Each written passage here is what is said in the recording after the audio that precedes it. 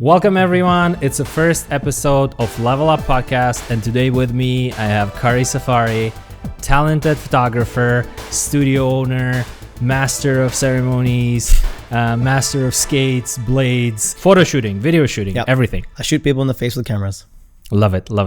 So I think since majority of people who are going to be watching us are going to be family, friends, I feel the question that everyone is interested in is, what was the journey? What was the first step? What was the little Khary's little business, little Khary's little selling? Khary's little business.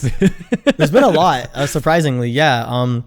So I haven't made it. Okay. Khary has not made it, but to where I've made it, my first job ever was scooping ice cream, and at that point in my life, when I was 16 years old, I was very passionate to work. I had a very strong work. Where was it? Where was it? Where was at Harborfront Center downtown. Nice. I went to all the different little kiosks and I would scoop ice cream on the daily, 12 hours a day. Sometimes I would take other people's shifts. Ever since I was 16, I was just like, oh, you don't want to take your shift? I'll take your shift.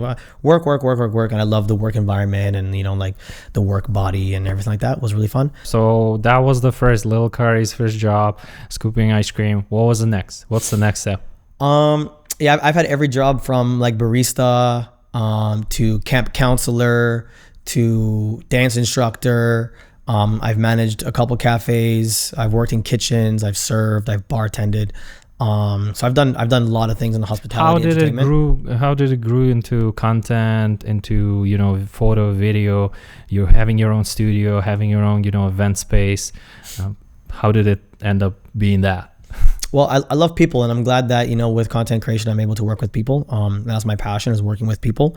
But I did own a few businesses before I got into photography and all that. Like I had my own catering business. I had my own dance company, entertainment company.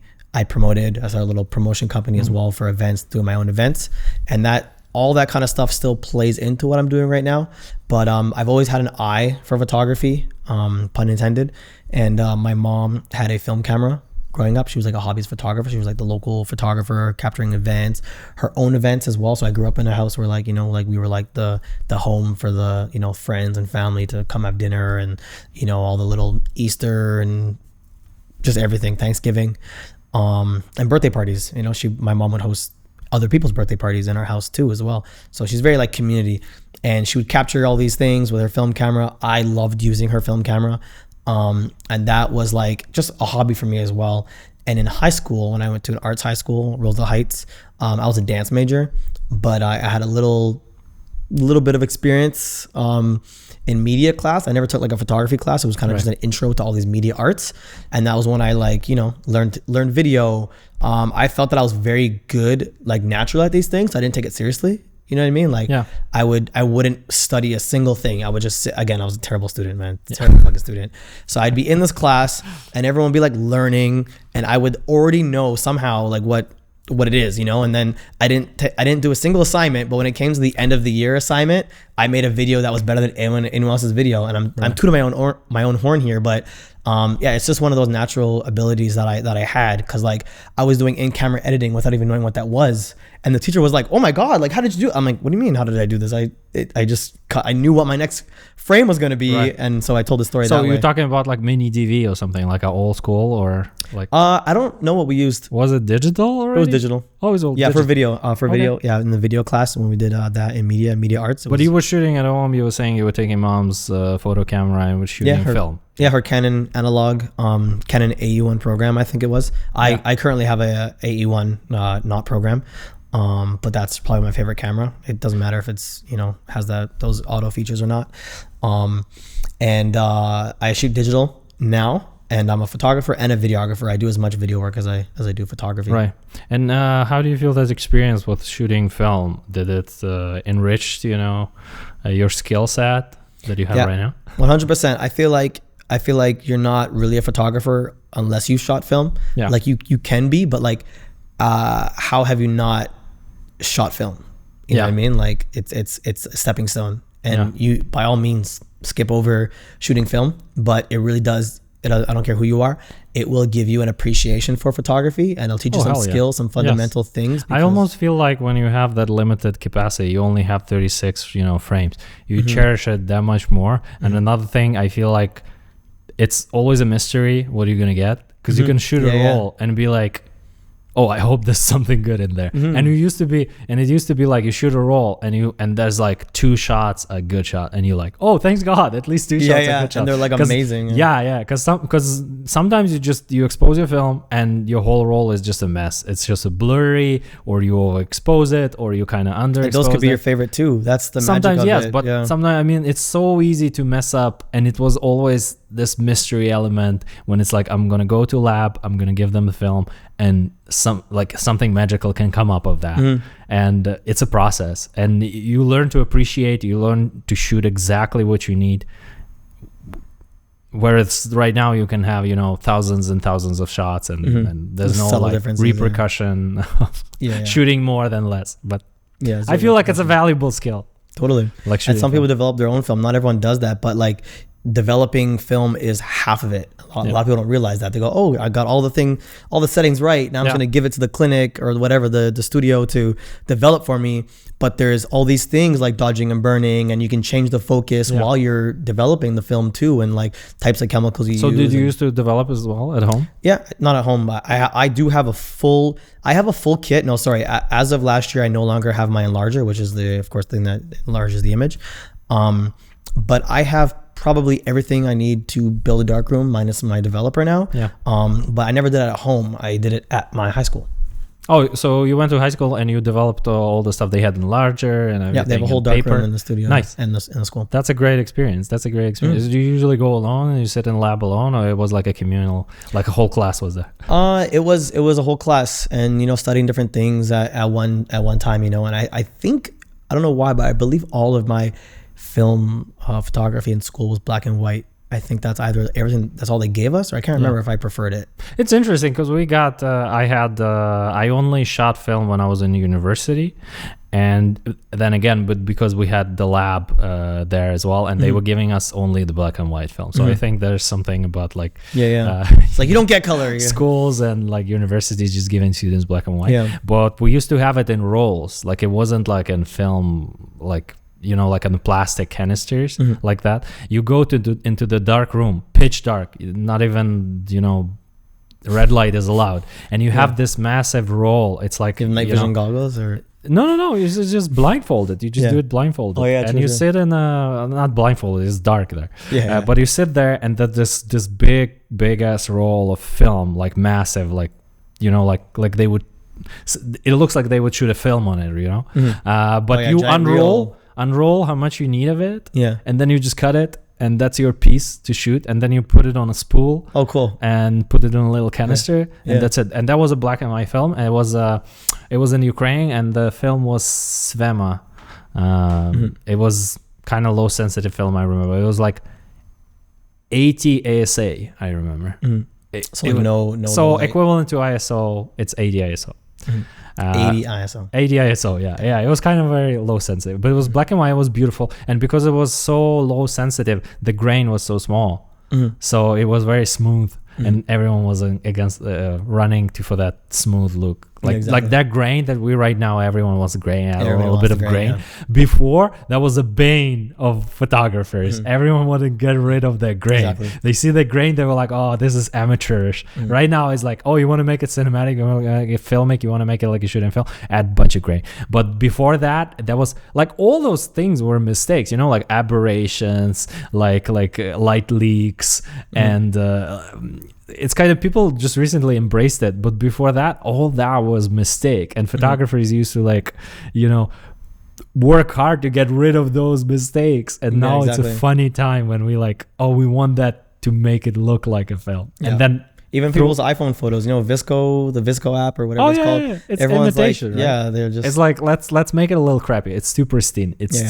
I feel like digital is just made things so much easier to achieve that smooth look, that we have to go back now to the the crappy look, the grainy look and stuff. But it was a big thing. I don't know, were you working as a photographer at the moment of transition from film to digital fully? No, I didn't become a photographer until recently. When did you become a photographer? I would say I started doing photography again because there was a huge gap from high school. I just took on dance entirely, and I was doing a bit of video as well, because whatever my phone could do, like photos and videos. My aunt actually gave my first video camera, and I shot some stuff on there, and just, you know, that was my intro to video when I was like maybe 13 or something like that. I got a video camera, a Canon video camera. But in terms of like professional, like starting seriously taking pictures and collecting cash. Well, like it started when I was I don't know what age, but 2017 when I moved to Vancouver. Vancouver was a very inspiring place for me, and my mom's from there, and that's where I lived for a couple of years. And I actually dated a girl named Claudia Yang, really dope, talented artist as well. And she was just getting into photography. Nice. And so you piggybacked. I piggybacked. Yeah, you know, I saw her so passionate doing this thing that that I used to do. I stole it from her. No, she did get upset when I started taking photos seriously, because she saw I had the aptitude for it. Were your pictures better? I wouldn't say better. No, not at all. She's a great artist too. I'm not sure. I haven't spoken to her forever. I'm not sure if she's still pursuing the arts, like at all. I don't know. I have no idea what she's doing. We lost contact years ago, but I think she was just like, maybe, I don't know how new she was at it, but she had a camera. I didn't have a camera, and I would use her camera, and somehow I was, and if she was actually studying it. And I ended up showing her how to use her camera, and she's like, "Why are you so good at this?" I'm like, "I don't know. I've never had this camera before. I don't know. I just figured, you know, you should manual before, so you had practice." Yeah, exactly. I've definitely had practice. Of course, she had practice. So what was the camera? Well. What was your first camera? What was your girlfriend's camera that you borrowed? I don't remember what she had, but I immediately after practicing with her camera and realizing that, oh my God, I love photography. Why did I stop doing this? You know, I bought a like $250 Canon T2i. Something like that. Rebel T2i. A Rebel 2 Ti, and it did wonders for me. Like right off the bat, I bought a 50 mil. That's a good starter camera. I feel like a lot of photographers I know started with that camera. That camera is almost legendary. It's just because it was so affordable. It gets you 90% there. It's APS-C, right? It's what? It's APS-C. Like the crop, like it's not full frame. Yeah, it's not full frame. No. Yeah, it's APS-C. I think all the Rebel T series, they're all crop sensor. Yeah. It was a great camera. So what lens you got with it? Like the first lens, was it 15? Nifty 50? It had a kit lens, and I hated the kit lens, and I bought the cheapest lens I could at that point, not knowing too much about what I wanted to shoot. But I got a portrait lens. I got the 50 millimeter, the one that is like 1.8 f-stop. It was $200 at the time. It's still my favorite lens. One, right? The plastic one. It's still my favorite lens to this day. I have like 8 lenses, and the 50 mil is my favorite lens. The plastic one too. The plastic one. I had that one as well, and I feel like all my best work was with that 50. Like it was just such a versatile lens, and it was so light, and it was such a boost after the kit lens. Whatever kit you had, you get that nifty 50, and it was a huge jump. And then we all were drooling on like 1.2s and like the fancy L lenses. We couldn't afford that, but the 50 was still can't afford that. See, but the 50 was the entry to the world of like professional photography. It gave that creamy bokeh, even considering that with a crop it became like more like a 75ish. Maybe that's why it was such a good portrait lens on a crop. Yeah, exactly. You took such a good portraits because it was a little tighter. It was like almost 75ish, I don't know, 85ish sort of lens. It was so great. So that was your first kit, and as soon as you got the T2i and you get that 50, did you start like charging people like right away? No, I just was looking for opportunities to shoot. I didn't really think about it being a business, and I wasn't like a photographer, but I would say that there is a time in every photographer's life where, you know, you're taking photos, but most people don't say like, oh, I'm going to be a photographer. I'm going to buy a camera and be a photographer. I find there's like, everyone is a hobbyist photographer, but there's a single day where you decide you're going to be a photographer, you know? I thought you were going to say that you're going to decide I can charge money now. I can make money off this. I can make money off this. Like whether you make money or not, because in my mind, like personally. What do you think? Like if you're not making money off your photography, are you a professional photographer or no? No, I think no. Only because you can be an amazing photographer, right? Okay. But I just think that what separates professional and non-professional is simply business, right? Okay. So you think professional photographer is the one who's making actual money with it? Yeah, you can be like the top photographer, hobbyist photographer. You can be amazing, right? But like if you're not if you're not a working photographer, then you're not a professional No, I agree. photographer. I agree with you. I think there's distinction between hobbyist photographers and professional photographers. Because professional photographers do it for other people. Hobbyist photographers do it for themselves. And that's kind of the big distinction that I have for me. But yeah, and so T2i, first camera, first kit lens, then, you know, nifty 50. What was the progression? What was the, like, when did you feel like I grew out of this shoes? I don't know what it was. I just remember, what was it? I just was learning more about cameras, to be honest with you, and just Are you gear nut? Are you a gear nerd or no? I'm not a gear nut. I'm actually the person that likes to do the most with the littlest. Okay. You know? So does it matter? Does gear matter? It does, depending on what you want to do, you know, what you're comfortable doing and what your own abilities are as well, right? I find that even the camera I have right now is outdated, but I really enjoy the fact that I have this ability to do more with it. Yeah. Right. You know what I mean? Like, especially because I have an older camera, the autofocus these days with the eye tracking and everything is like just taking you to that next level. But the fact that I'm able to shoot everything I do, even with music videos and stuff, like using my Canon 6D Mark II, with its terrible tracking, I track everything, you know? Yeah. All my videos are like, I know how to use it, right? So you learn the workarounds around all those limitations that the camera has, and you basically convert it into your creative decision. Like the fact that my camera doesn't have the best tracking at all, it does have, most of my videos will have the push and pull of a focus in the video. Yeah. You know what I mean? Rather than just be like straight across the board focused. Yeah. I like that. And I'll do that very intentionally a lot of the time. Yeah. I'll put it on manual. And I will literally get all these blurry shots, and just so every scene will have like an intro and an outro of like fade in, fade out kind of thing. I love that. And then especially when things get really hype, there's a lot of movement and it's having trouble capturing it. Those interesting natural moments as well are really beautiful, where it's like kind of just like intensity happens and my camera doesn't know what the fuck to do, and the video gets blurry and it kind of fucks up the viewer. Yeah. You know, and I like that actually. It's nice. It's like, you know, something alive. And also I'm curious, like, where is the dancing photographer comes from? Like, where is that? Well, like I said, Safari dancing photographer. Where is it coming from? That's how I met you. I was like, oh, dancing photographer. He must dance all the time. He must dance all the time. I don't dance enough, to be honest. Again, like owning my own studio, you know, managing all the people I manage and shooting my own stuff. I don't dance enough.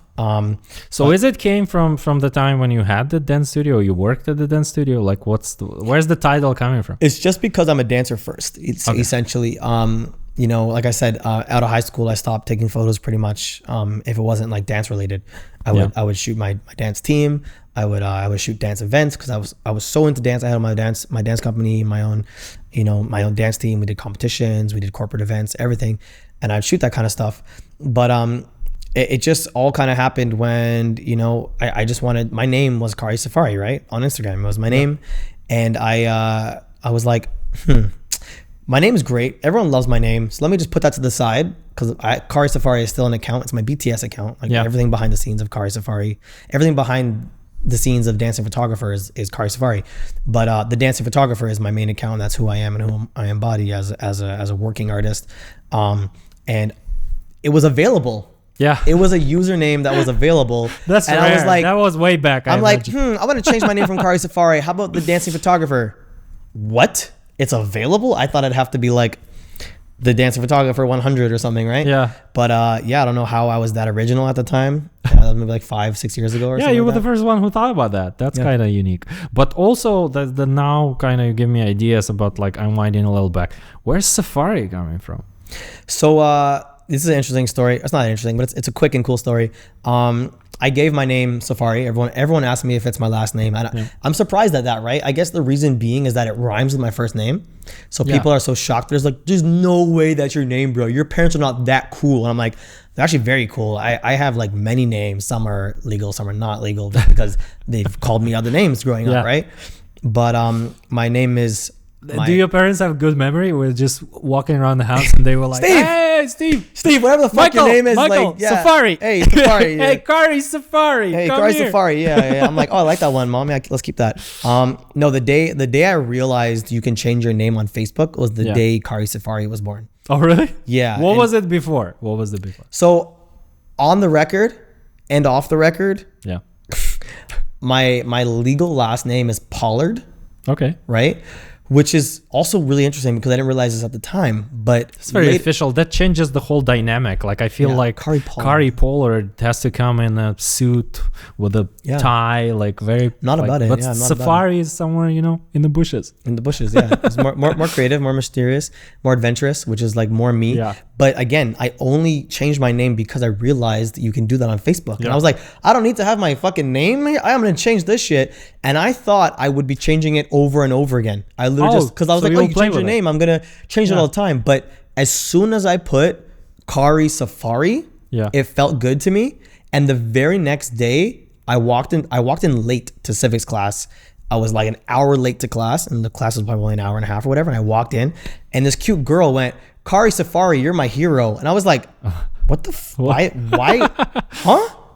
All right, cool, that name's sticking. Like, wow, that name just stayed ever since. And do you feel that the name changed your personality in a way? No. No, it didn't. So you were before Khary Safari, you were the same person. Yeah, I mean, like Khary Safari, the name, like I said, it suited me so well. So people get a taste of me before they get a taste of me. Yeah. You know what I mean? So they hear my name. So like Khary Pollard, like that guy could be anything, could be like you just said, like, oh, suit and tie, like whatever, right? But people now get a sense of who I am right off the bat. Like the name embodies the person. And what's cool about my original last name is that the definition or the root of it, or what it means, is to prune anew. Okay. Pollard means to prune anew. So it's kind of interesting that I would just naturally go and prune my name and grow a new one. Wow. And honestly, it's a slave name, right? Like my father's from the Caribbean, and you know our lineage was like eventually we got an English name, right? Yeah. But being from African descent, why would we have an English name? So it's really not my name, not my family name, in my mind. And because I'm also Middle Eastern, I'm Lebanese and Syrian. Safari is a very popular name over there. So what a mix. Yeah, I looked up Safari, and there are millions of Safaris. You know, I'm surprised that I've never met someone with last name Safari, but go on Facebook, go on Google, Safari's everywhere as a middle name, as a last name. So it does make a lot of sense that I would have a last name like that. And I kind of just gave myself a name and accidentally, again, because it was just Facebook allowed me to change my name, and I just picked a name that rhymed. And then I just instinctively had a name that actually is from, you know, at least a part of my heritage, my true heritage at least. And that's cool. I love it. I love that you sort of rebranded yourself. I love that you were like, okay, this suits me more. This is my personality. I'm going to change it. And just having, you know, balls to do that and like roll with it. And, you know, I'll change it legally one day too. Like I got my passport renewed the other day. Oh, really? And I was like, fuck, I should have got my name changed first, because now I just have a 10-year passport with Pollard on it. So I'm going to have to pay another whatever $100 to, you know, get it changed when I do change my name legally. Oh, that's very cool. So you embrace the Safari brand. Yeah, totally. My family hasn't said anything about it either. They call me Khary Safari. You know, everyone loves it. It's not like people are like, oh my God, you're like defaming the name or disgracing the name, or you know what I mean? My family is very cool. They're islanders, so you know, like we're all got the island vibes. Yeah. Oh, nice. That's very cool. So tell me, how did Content Day came to be? Like, where is it coming from? What's the, you know, where the wording coming from? Were you just doing a bunch of shoots and you were like, oh, it's Content Days for me, and then or was it like deliberate and you sit in and you're like, okay, my studio going to be a Content Day? Well, it was both. It was very deliberate, and it did come from just what I was doing at the time. Content Day was born out of the pandemic. You know, it was like it felt illegal. People making you like, you weren't allowed to like gather with people even outside. And we kind of said, fuck that. And I was getting together with creators, with artists, really good friends of mine, stylists, videographers, photographers, models. You know, we're all lacking places and, you know, places where we could create and basically, what's the word? Express ourselves, you know, as I'm trying to express myself right now. And so we'd get together, we'd have content days, and I would just right off the bat, I was like, hey guys, we're gonna get together and have a content day. And I called it that right away. And we were having these days where we were like working with local brands to uplift these local brands during the pandemic, you know, not charging anyone anything. You know, like someone had this styling brand, or they had like a flower shop or whatever. Like, yo, do you guys want some content? And we would just get these ideas whether it was like for TikToks or Reels or whatever, just photos we wanted to do. My favorite one was for a local clothing brand called La Lure. So we just built them this campaign completely for free during the pandemic.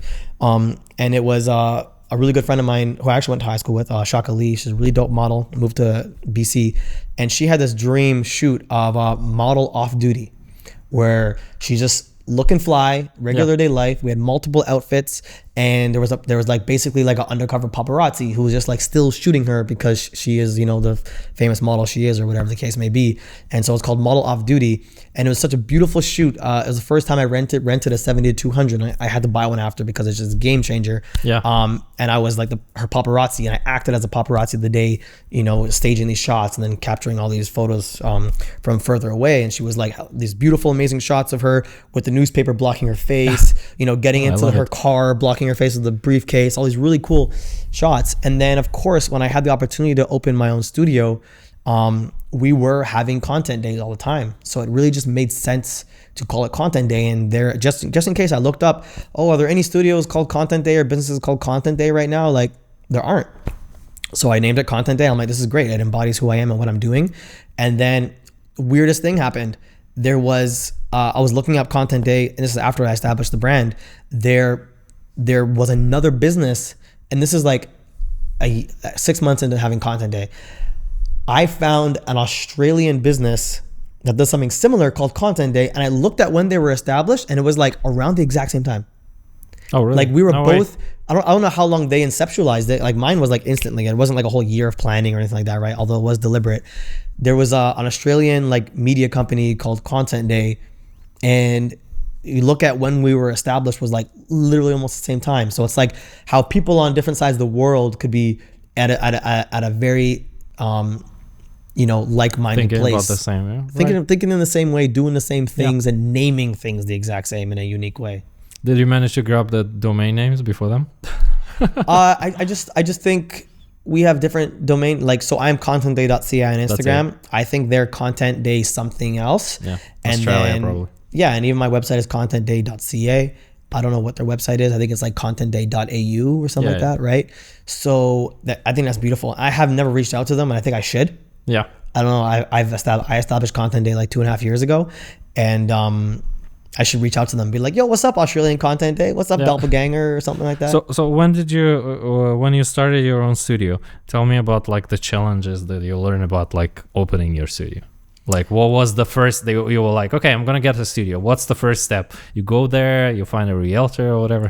Yeah, I mean, like I was really, like my story is kind of unique because I was more just embodying that I had a studio. So first of all, my studio at the time before Content Day was my laundry room. Okay. And I had a second floor apartment, and on the main floor was our shoe room entranceway, and then it led into a laundry room, and there was a door, one that was a fire escape, and then one that went into the storefront of the building. Okay. So I was there for about a year. And then the art store, Elephant in the Attic, went out of business, or they moved to Quebec or something. I think they're still in business. And then it was vacant for a while. And I asked my landlord, like, what's going on here? Like, it's been like a month, no sign for rent or anything. Like, what are you doing there? He's like, oh, no, it's available. I'd rather rent to you than go looking for someone if you're interested. I'm like, yeah, I am. And he gave me a discount because he told me that he plans on developing the building. So he can't tell me how long I can have the space for, but he'll give me at least a year lease. Yeah. I gave it maybe a week, maybe less, to think about it. I spoke to my roommate at the time, who was an interior designer, and she's very artistic herself. And I was living with her, and we bounced ideas off each other. And she's like, "You'd be crazy not to get this, man. You have a whole bunch of people already supporting you. Why don't you just get a brick and mortar and just take it up a notch?" And I spoke to another person, a friend of mine who owned a yoga studio at the time, Oblong Yoga, Sierra Madre, really good friend. And she's like, big risk, big reward. Yeah. So just having all these, I really wanted to do it. And it was just magical that my laundry room door opened up into my studio, and I still had the apartment upstairs, the laundry room, shoe room, studio, main floor, and basement studio. Yeah. So it's cool how all this just kind of built, because in my brain, I just told myself I'm getting a studio, you know? And then I didn't know it would come to me in such a way. I thought maybe I'd eventually find something and do my research or whatever, but it literally came to me And I had that place for exactly a year, from July to July. Oh wow, that was the first place. That was the first content day. Mm-hmm. Yeah, nice. Is that the one that we met first time? Yeah. Oh, that's you came to the event, and you're like, Khary, this is a really good event. Most of the time, people invite me to something, they say it's dope, and it's not. But your event, you told me that, and I'm like, wow, really? Like, because I think you go to events and you make events look dope. Because like I met you, I think that same summer, like Adriano's show on the pirate boat. And you know how I met Adriana? I don't think so. No, you don't know? So there was a pandemic, right? There was nowhere to go. And I live on Spadina and Fort York. And I used to go to the Music Garden. It was my favorite place to hang out during pandemic. And I loved it. And what I really liked that in Music Garden during pandemic, all those musicians would go and just perform. Yeah. Just street musicians.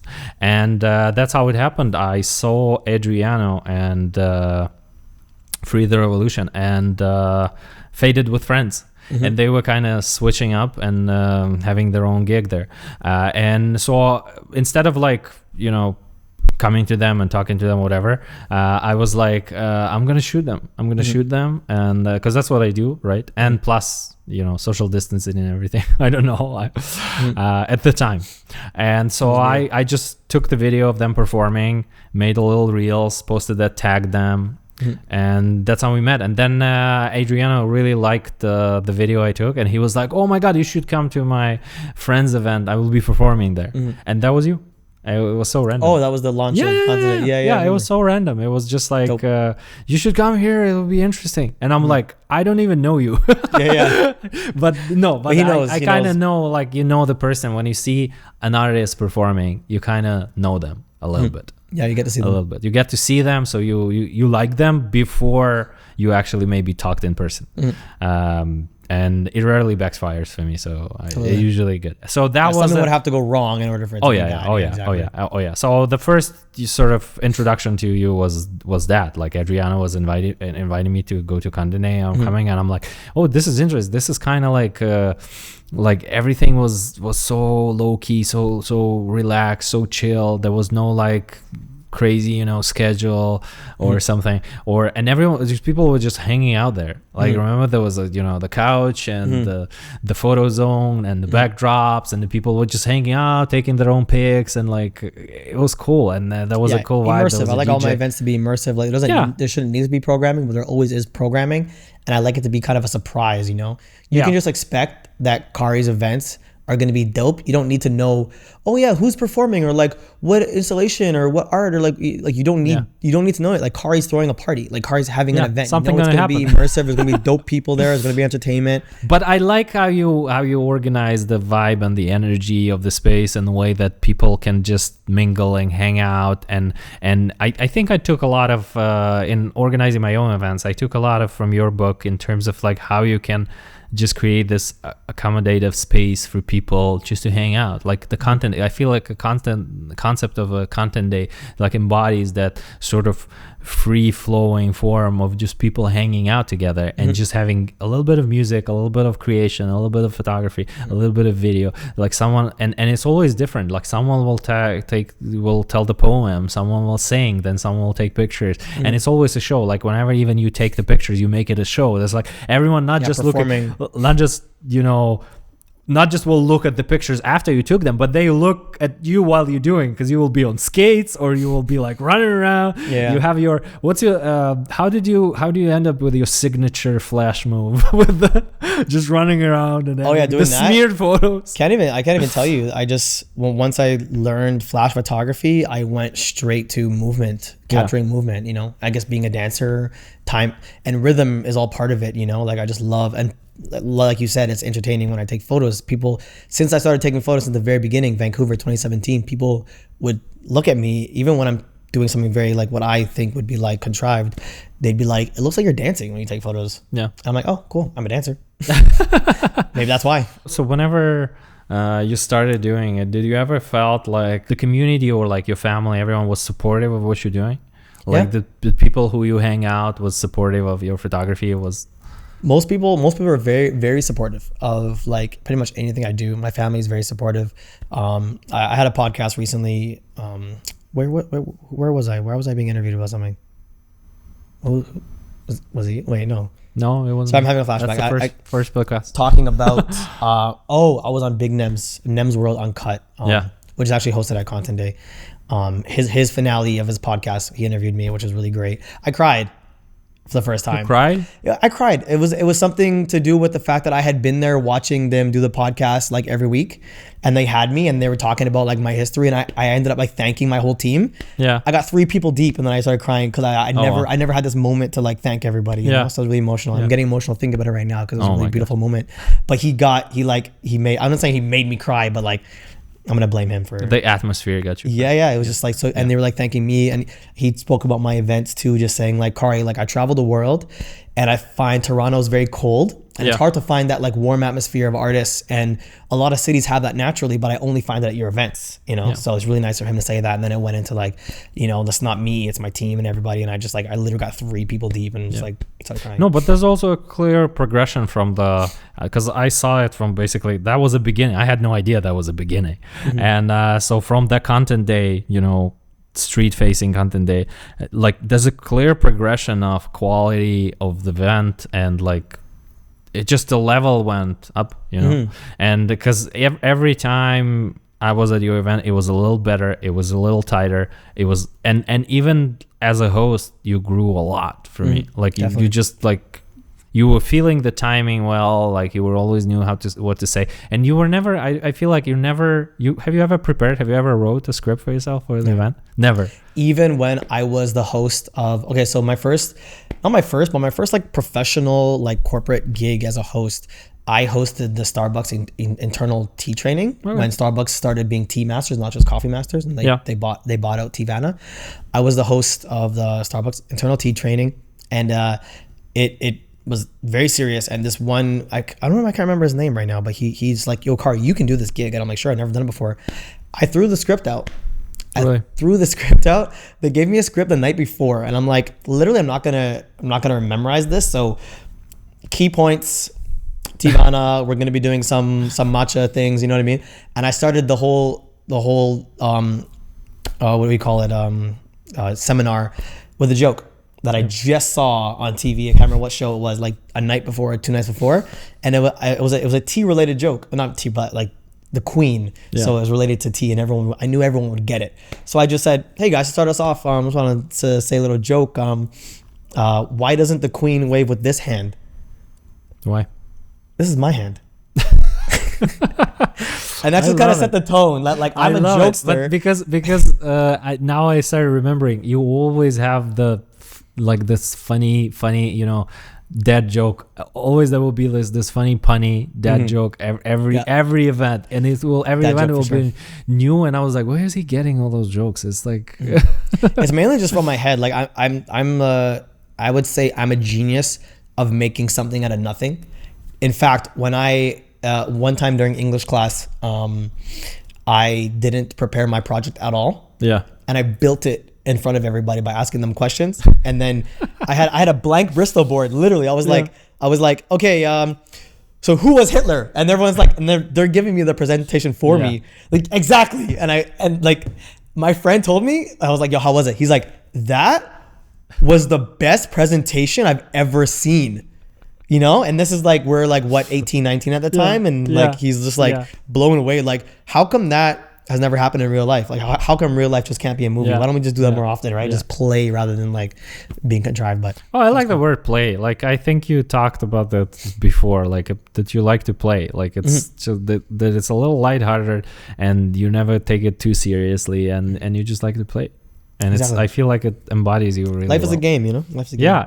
Yeah. But tell me, okay, since you're so knowledgeable about, you know, pun jokes, dad jokes, what's the top 3? Top 3 jokes? Yeah. What's the top 3 Khary Safari? Well, like I said, I like to make things up. Like, I'll just wing things. Like, someone will give me their name, and then like I'll say something. You know how you remember a name? You'll use some type of like, you know. Have you ever thought to be stand-up comic? I've done a couple stand-up comedy things, you know, I enjoy it, but it's not really something, a direction I want to go in. I don't want to, because again, like it's consistency and it's being passionate about it, and I do love it and I like to play, and why not? But it's not something that I see myself dedicating to, like being that type of presenter of jokes. I rather like host other people and make it easy and joke and have fun. But top 3 joke that I can remember is that one probably. I like that one a lot. I don't use it, but like, you know, that's a really good example of probably my favorite joke because it caught you off surprise and it's just funny. How does a farmer count his cows? How? With a calculator. That's my go-to if I need to stall. I don't care if it's in a room that I've already told to 10 times anyways, I'll still stall using that one for sure. And I like that people like know that I say it and they won't ruin it. You know what I mean? It's just like my ongoing joke. That's 2. What's the third one? Maybe I can't think of one right now. Joke. It will come. So you told me you got that 70-100. You felt like it was lens that you really needed. So how did 70-100 help you to be a better photographer?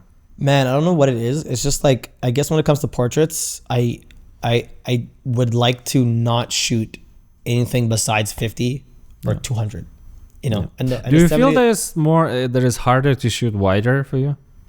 Yeah, I mean with the 70-200 particularly. Yeah, no. I mean, it's just generally like to frame and compose on the wide. Like someone gives you around 24 or like 12 mil, and you have to compose. It's easier for you to compose for tighter lens or a wider lens. I like to. Well, the thing is, like for me, photography is more. When it comes to framing things, it's what you don't include in the frame that's more important than including in the frame. Like personally, that's what I think. I'm always, and this is another reason why I think I have an aptitude for photography. Like my whole life, I've been doing this. Yeah. And like, you know what I mean? Like I never once connected it to photography. It's just something that I do on a daily basis when I'm looking something like abstaining, you know, something like taking away is what really makes the picture. But when it comes to wide, I do like intense wide things, like dramatic wide things. I like architecture, you know, when it bends over you. I like models like with a lot of depth, what do you call, like opposition. I really like the leg in front and the far arm like all the way, so that like, you know what I mean, I love opposition. I like playing with wide when it comes to that. But if I'm not doing that, I wouldn't touch a wide angle. Like 16, even 30, I wouldn't touch 35. Like fuck it. Unless I'm hired to do like an event and it's like tight, then I'll have to do 35 at least. But then again, I still prefer, even at an event, if I'm not doing a paid, you know, where I got to capture the group photos and all that stupid shit. I prefer shooting portraits even at a club. You know, I would bring a 50 to a club, you know, with a flash, and I would like, just again, it's what you take away from the scene that really makes that subject beautiful, you know. And so I like to just, people in their own element, there'll be a whole scene here, but the fact that I capture this one person with the earring, the cool earring, or the one person with like the drink, and it's just like the boom, and it's like that tells a story, and it can tell any story. That's what I like. And the flash, like that's your other signature. I feel like you always shoot with flash. Like so the flash was the way to go? Are you comfortable with, do you like natural light or you just artificial? I prefer natural light all the time. The flash comes in darker venues. I either like natural light, you know what I mean, with like ability to play with shadows, or I like dark spaces with colored notes or like highlights that I can drag into a frame, you know, because when I use my flash, the only thing I'm thinking about is how am I going to paint with the light around me.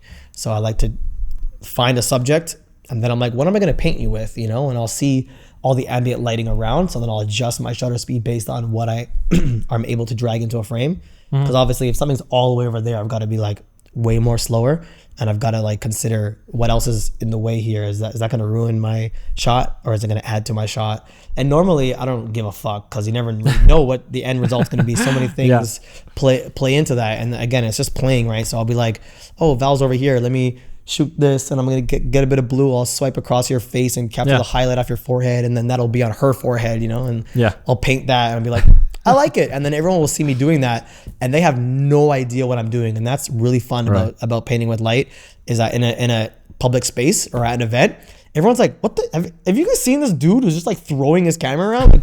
Like, are those even good? Like, what does he do? Is he even a photographer? Like, who is this? Does anyone know this guy? You know, I'm running around, especially if I got my skates on and I'm rolling through an event. Everyone's like, all right, this is like a hired clown. He's like, just entertainment.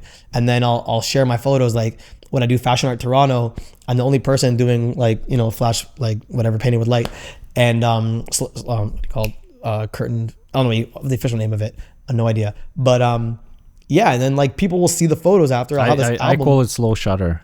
Slow shutter. Yeah. I don't know what other people say. There's so many ways because you have the start curtain and end curtain or something like that. Or oh right.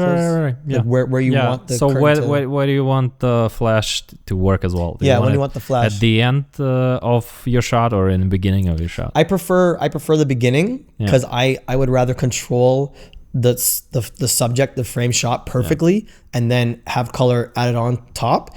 But a lot of the times you can just like, you know, paint the ambient lighting and then flash your subject over top that stuff. But I prefer like capturing my subject and then painting over them. Or even just like doing it well enough that it like I can move my hand in a way where I know it's gonna like paint over their head or whatever I just do with their head or And again, it's all just playing. You never really know what's gonna happen. And what's in your kit? Like, do you always do you only come to shoot with a camera, battery, card, and the flash, a lens? Well, I normally bring. I always have at least 3 lenses on me, but I normally only shoot 1 or 2. Right? Unless I am doing like a whole catalog for someone, like product and their clothing, and then like, you know, like full body, and then like, you know, detailed shots and doing all that. So what are those 3 lenses? 70-200, 50? I do have my nifty 50 all the time. Like I'm not going anywhere without that. And then I'll have a wider 16-35 just to get that range. And then either 85 or 70-200, but probably always 70-200 because that's like, I wish I could use that lens in every scenario. That's my favorite one. Yeah. And if I had a 200, I would just have a 200. Yeah. Yeah. Oh, interesting. But that's very popular range. 16-35, then it's usually 24-70 and 70-200. Like that's usually the. Oh, it's 444. Everyone take a deep breath in.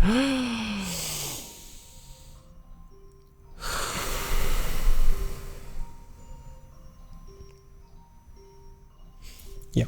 Oh, that's nice. We breathe together. That was nice.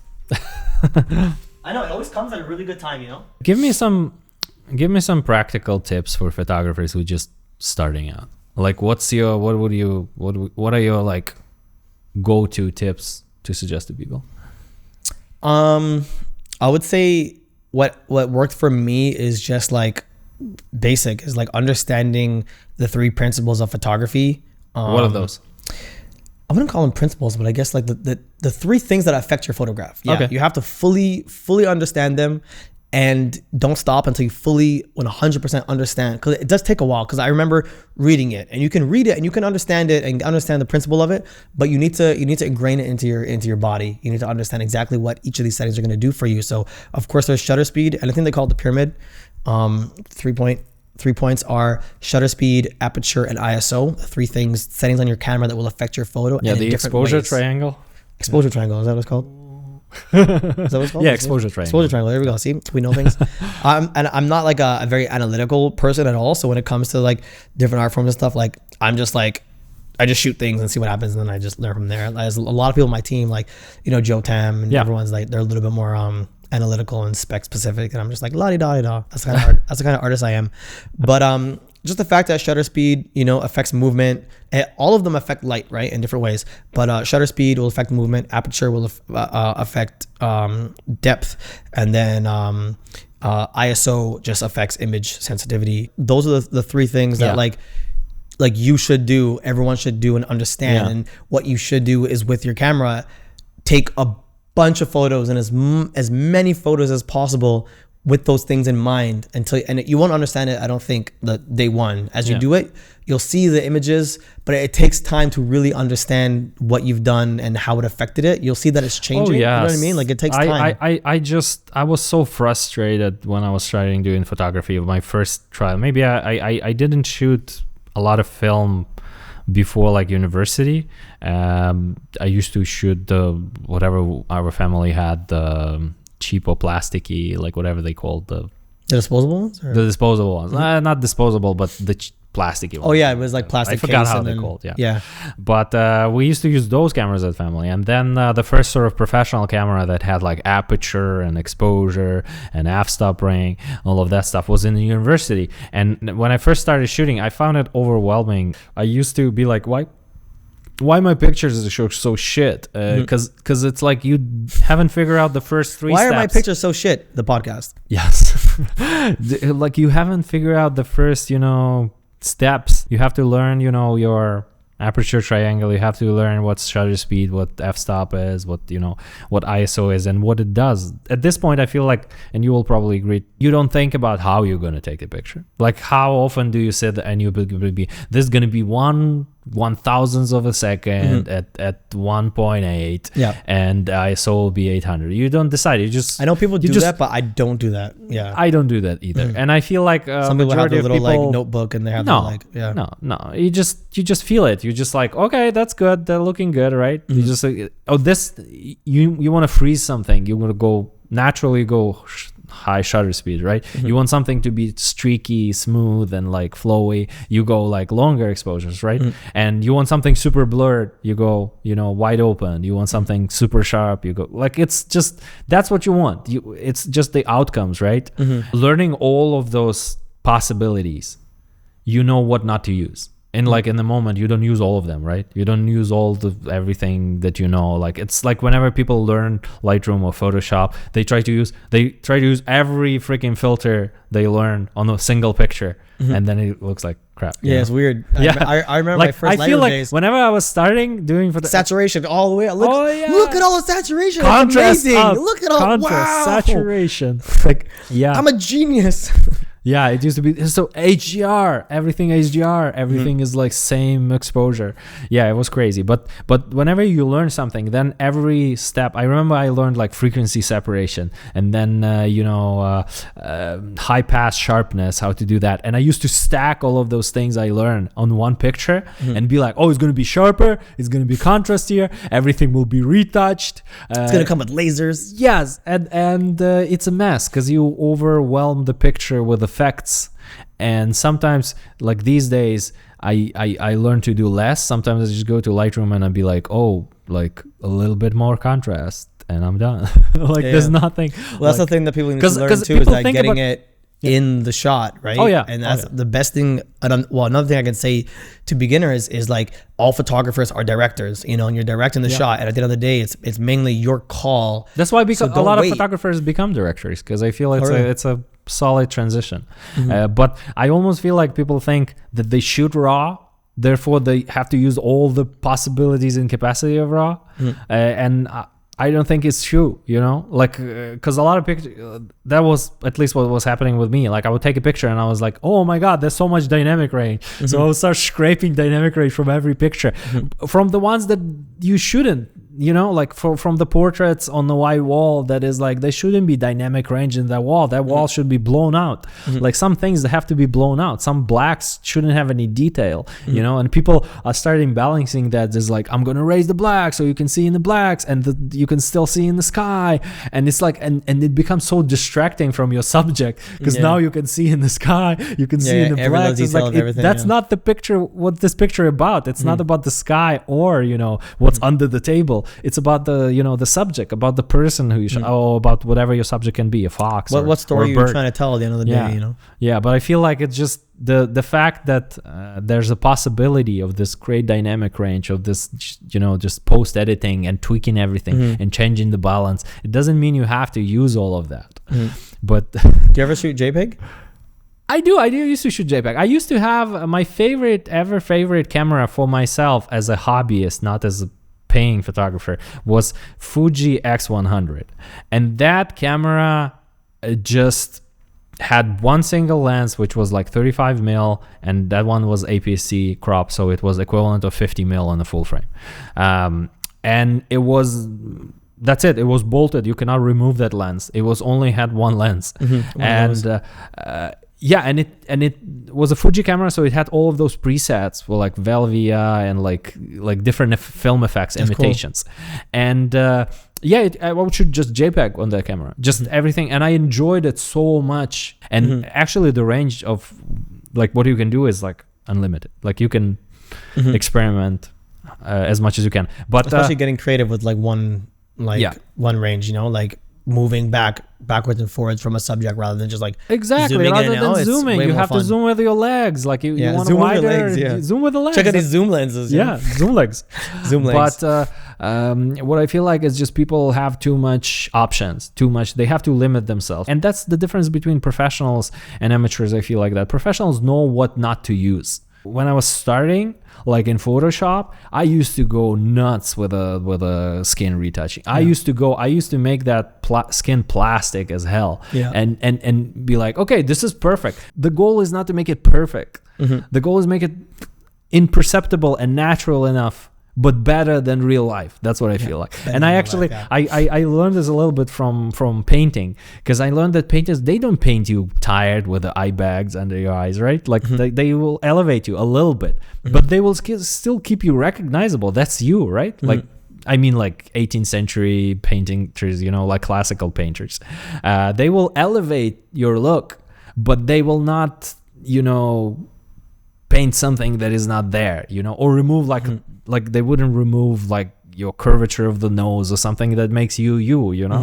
And as a photographer is getting all those access to all those tools, we would do that. I would take pictures of people. I would change faces. I would go liquefy on them. Yeah, got your nose. I know. Yeah, I would change the shape of skulls. I will change, the cheekbones and everything, because I would be like, oh, this has become nicer. But then people don't even recognize themselves. Yeah. My first model I ever shot. The first model I ever edited on Lightroom, I was just so happy about, I was like all these settings. And then she was like, when she told me it was like over edited, I was so insulted.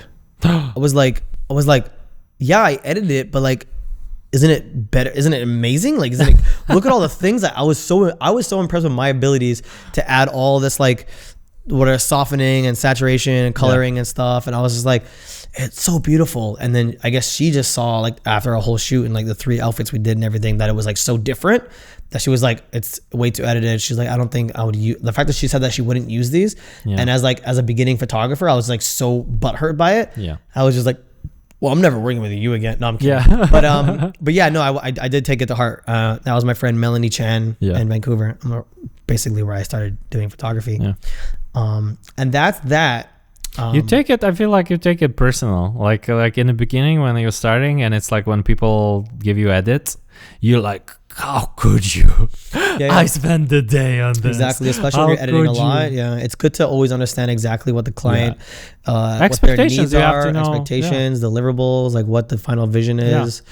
And if you're unsure, always ask, because you don't want to waste your time. And it's okay if you ask and they tell you exactly what you expected. I feel like ask for references. Like my way to go is ask for reference, send me references. How do you want it to look? And I will try my best, to match the look. Because I also, I also learned from doing, color grading and working in color correction, that it's highly subjective what's nice and what's beautiful and what people like. And if you will get a gig and someone will ask you to color grade something, a show or their film, and they will just explain you on words what they want, you're gonna mess up. Because the thing is, what's in their head, you'll never get there. And the thing is, that's why people, they read a book and they imagine characters in a certain way, and then you shoot a film based on that book, and they like, oh, this sucks, this doesn't look the same that I imagined when I was reading a book. It's and it's wrong. Like, how do we supposed to get in your head? So what do you do is that what we do professionally in color grading, we have the color set when we invite the client in the color editing suite, and he just sits there and you do it with him. And he's like, oh, I like this. This orange look is the one I want. Or this greenish look, that's what I want. And then you make everything like that. And then when they come back to you and they like, oh, I don't like this, you're like, here's what you said. You set 10 shots during color set, and we matched it perfectly to that. So it's like, if you want to change it, we can change it. But same I feel with... whenever you do photography and everything, it's good to kind of set the expectation how it's going to look, so you don't surprise with your high saturation. Well, if you can that's a really good idea as well, even for like entry level photographers, videographers, is like, if you have the time and patience, and if your client isn't too high maintenance, work with them on it, because it will be quicker. Like they'll never understand the process of editing, because they'll be like what are you doing, and like you're wasting time with this, but there's all these things to make it happen. They won't understand, but like having them there to like check what you're doing is going to save you a lot of time. And I find a lot of entry level people are either like they're too scared to do it, or they don't see the value in it. They're too scared to be critiqued. to have that, but to have them there will actually make it way easier. And even while you're shooting, you need to show examples of what you're currently doing, because again, you might be a little insecure to show them right away. And I see it happening, because I watch people shoot all the time, and you can always see an insecure photographer, someone who's like, they might be doing a great job, but you can see there's insecurity there, and they need to step out of that and realize that mistakes are okay. Everything you're doing is okay. You're trying your best, but show the client or anyone you're shooting, the model, what you're working on. Like, I'm always surprised when models tell me like, oh my God, you're showing me right away. And I'm like, yeah, because I'm shooting you and I'm going to show you what I'm shooting, right? You know, they're surprised, and I'm like, don't be surprised. And if any photographer isn't showing you the photos, bullshit, you know, like call bullshit. I feel like sometimes it's just ego goes in a way of professionalism. That's what I feel like, because professionalism is like, you're not doing this for yourself, you're doing this for a client, right? And the client has some certain expectation, certain style and taste, and you might have your own, you know, style that they came for, you know, then there's no, and they can correct it ahead there's of no time, problems, right? It's like they came for your style, they knew what to expect, and you know, you selling, you know, what do you have? But quite often, you know, when you do headshots, a business headshot or kind of neutral headshot, you need to match the expectations of the client, right? You need to show them while you're shooting, and you need to ask for references, and need to exactly know, like, do they like vibrant stuff? Maybe they like muted stuff. Maybe some people like, you know, black and white and stuff. Some people like boring ass shit. You just got to do exactly. You got to do that. How can I make this more boring for you? You know, like, yeah. That's the job. You got to do whatever client wants you to do.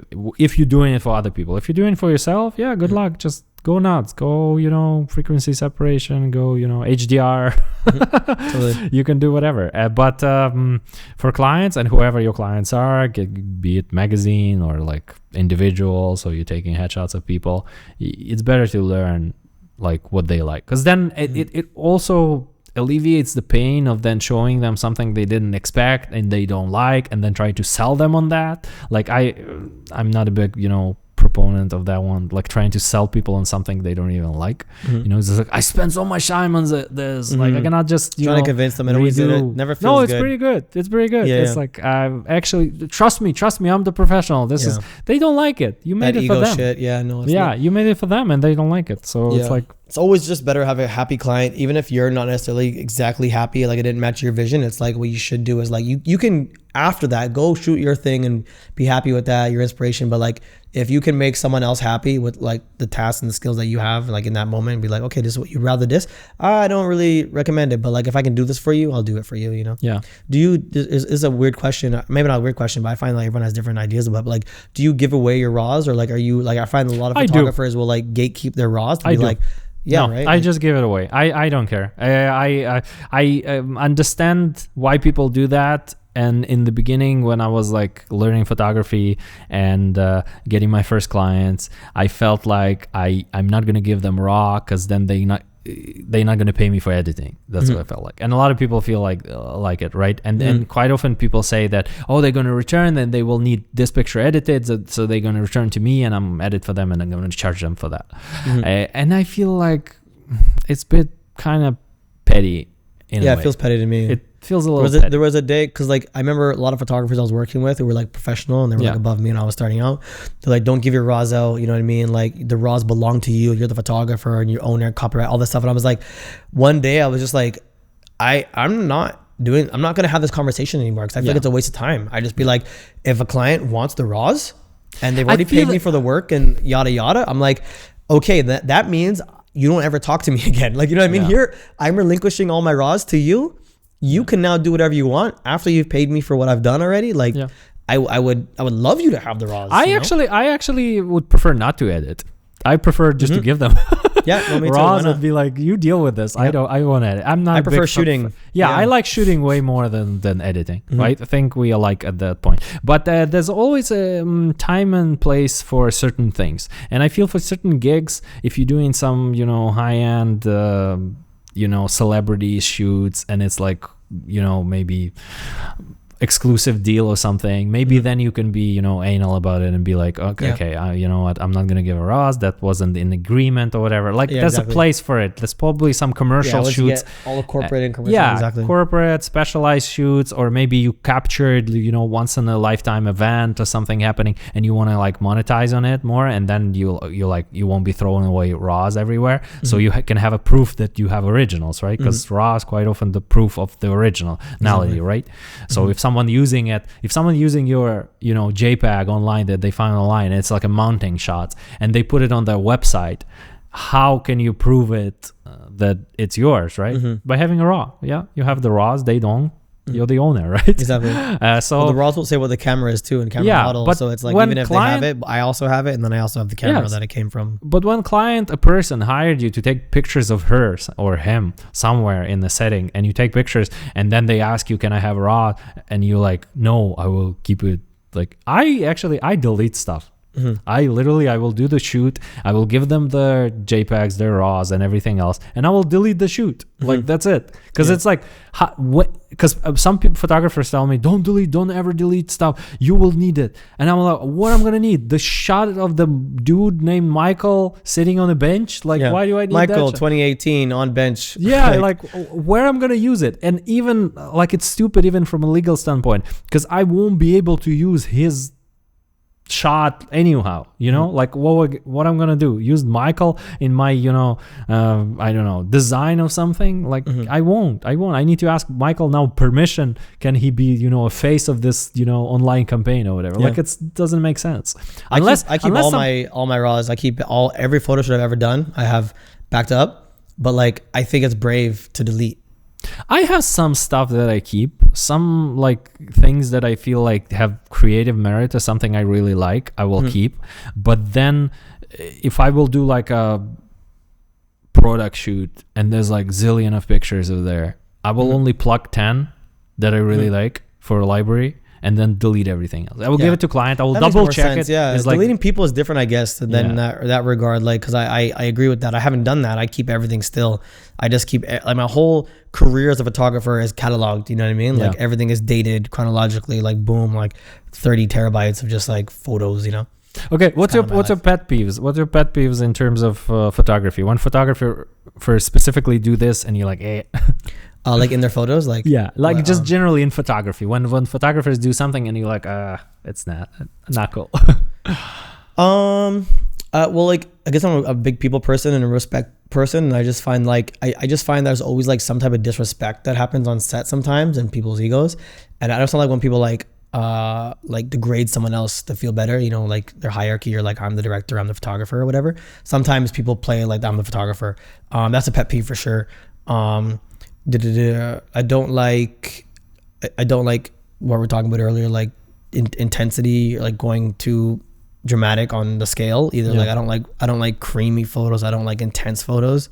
It's just like what is that? I don't think that's ever needed any time, unless it's like a war photo and it's like it's all edgy and it's cool. But no, when it comes to portraiture and stuff like that, I think it's annoying whenever I just pass it. I see someone who's like edited a photo that's like super saturated or super the clarity or intensity or any of those things are like just pass. Like I don't even look at the photo or digest. I'm just like intense. No, it's like no, it's too much. I almost feel like it's too much information as well. You get overwhelmed by that sort of stuff. But I also have one of my maybe biggest pet peeves are first of all is the people who don't give RAWs for some reason, and then they explain it because they have to keep it. But one of my biggest pet peeves is putting some sort of watermark, like a name. Watermark on everything.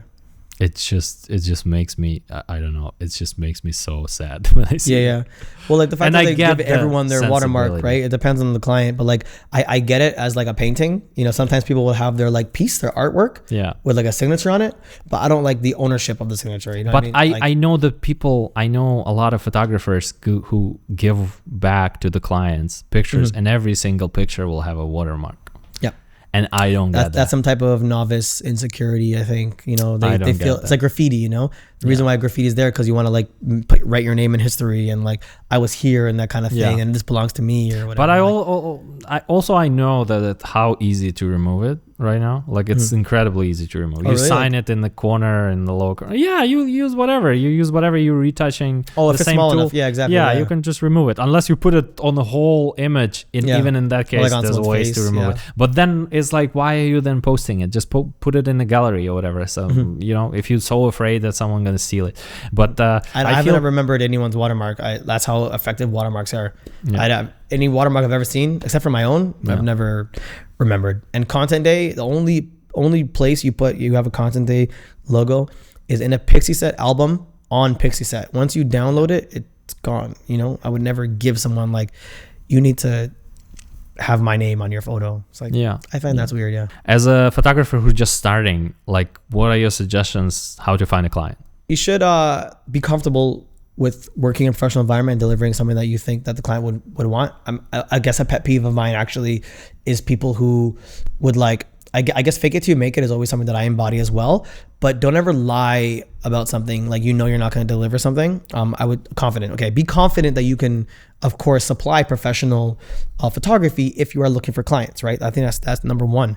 But if you are looking for clients, I would say, first of all, you need to know what kind of clients you want. That's first and foremost. And the way I started out and the way I recommend for everybody is you should start by doing free work because experience is everything. So if you want to be a swimsuit photographer, you know, sports photographer, you know, headshot photographer, then I would be asking people in that demographic if I can shoot them, you know, so I get that experience. I want to do headshots every day. I want to like get as many headshots in so they understand the curvature of people's faces, how light falls on it, how to create form, how to create depth, like what kind of headshots do I want, so that I could show people my catalog, my portfolio.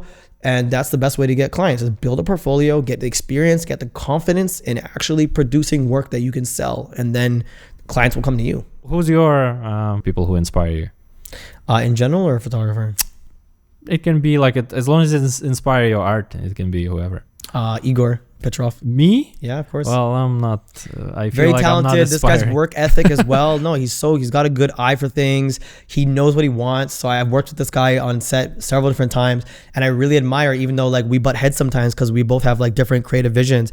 But I just really admire his surety. You know, he's always certain about what he's doing, and that's why I trust him with the work, because even if we're butting heads, I'm like, Igor is so certain. You know what I mean? So you got to trust that and admire. Oh yeah, we actually we work quite a few times on like even the last time we work in the music video together, right? That was the last time. And that one was fun. That one was very fun. It was a lot of work though. That was that was a lot of work. I promised this guy like a 5-hour day turned into like a 10-hour day. Like it was packed. But the my mistake was that Nadi gave me this blunt, and it was much stronger than I expected. I don't smoke Natty's weed. Yeah, she finds a way to convince me to smoke, and I'm like, eventually I'll be like, okay, a little bit, and then even after I've smoked that, she tries to give me more weed, and I'm like, no one is on your level. No, her level is another level, because she gave me, she's like, oh, this is my chill weed and everything, and I'm like, okay, well, not chill. No, it's not freaking chill. That was the first, I think, gig and work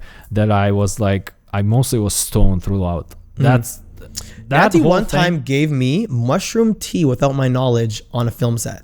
Oh, last scene in the music video, I got so fucking high on mushrooms, but I didn't know, because like if you're not told you got mushrooms, you don't know why you're being silly. But the whole crew was being silly, and it was such a beautiful like music. Everything was so seamless. But the last scene took forever. We had one more shot to do, and everything was falling apart. And after the shoot, she's like, well, it was the mushrooms. I'm like, what mushrooms? She's like, the tea I gave you. I'm like, there was mushrooms and you gave us all I was like, lady, what? She's like, and she's laughing. And I'm like, I get everything is well that ends well, but still, like, I could have waited until this last shot was taken care of before. A bit of background, Natty is my in-house stylist for Content Day, also fashion director for Content Day. Also awesome human being. Awesome human being, yeah. Okay, so what's next for Khary Safari? What's in the works? Well, not so much what's next, but what's like happening and what I'm going to continue to do, you know. In my last podcast I was in, I was asked what's next as well, and I had like a very hard time answering it. but it's more like everything I'm doing is what I'm happy with. Yeah. And I want to continue doing it. I love shooting people, in the face. I love bringing community together. I love that I have a space where I can do that, without having people, of course, control how it's done, because, I would like to do it in a particular way. So having people in the space at Content Day, I love my showcase Open Concepts. I love that I get to host such talented people all the time in my home, in my, artistic space. And, and the fact that I started DJing recently and I'm doing that. So I just love DJing. Always knew I would love DJing, thanks to Dear James, bringing his DJ social to Content Day. And then I have Content and Chill, and we have this beautiful event every Thursday that is growing into something, bigger than us. And I think that's really beautiful. And I would just love to continue doing Content and Chill forever. I would love to introduce it to other people, other cities, anywhere else. And speaking of that, I am expanding Open Concepts. People in London and New York and just LA and random places, people have found me on Instagram and have just been like, how do we do that here? So I'm expanding that. I would love to bring it, and somehow, if possible, share what I do with other people so that I don't need to be there, and they could, hold space for artists in a very natural and organic way. Oh, that's a very cool idea. That's a very cool idea. I don't know why they're lacking it, but when we launched Open Concepts in Vancouver last year, again, people asked us to come, but we didn't know that they needed us. You know what I mean? So when we got there and they were like, thank you so much for coming. And I'm like, but I'm just one event out of Vancouver must have events, but they really, they were heartfelt by the movement and what we're doing. So it's definitely something unique. We're doing something right. And I really want to just keep doing that, keep sharing art, have a safe space for artists to express themselves, a place where they can grow. A lot of open mics don't have that headliner position, and that just came naturally to us. We just wanted to give people in the community more than an open mic slot. So the fact that you have something to obtain or look forward to obtaining as an artist coming out is I want a headlining position. I want to do a full set and be the centerpiece of the night. I think that's really cool. And skating, videography, DJing, hosting events, art parties, fashion shows, all the things I'm currently doing, I love doing and I'm excited about. And that's my answer. For the future, what I've got going on is what I'm doing now. And I'm really happy with what I'm doing. I love it. It's a lot of stuff. So a lot of stuff. Well, we got to wrap up. It was amazing. It was so fun to, dive deep into who Khary Safari is. And it's our first episode, so it might be rough on the edges, but we still working on it. So if you like it, follow us, like the video, and we're gonna see you in the next one. Bye-bye. Bye, guys. I think you should have a bullshit button, the amount of times that we should have some sort of. They said that before it started.